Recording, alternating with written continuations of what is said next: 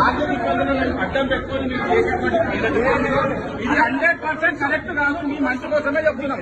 మీరు అసలు మీరు ఇవ్వాలి ఇవన్నీ చెప్పకండి సార్. మీరు కథలు ఇవ్వండి.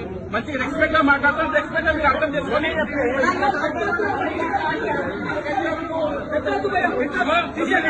మీ పిల్లలకు మీరు చెప్పండి. మాకు ఎటువంటి అభ్యంతరం లేదు. మీరు మా పిల్లల దగ్గరకు వచ్చి మీరు ఇలాంటి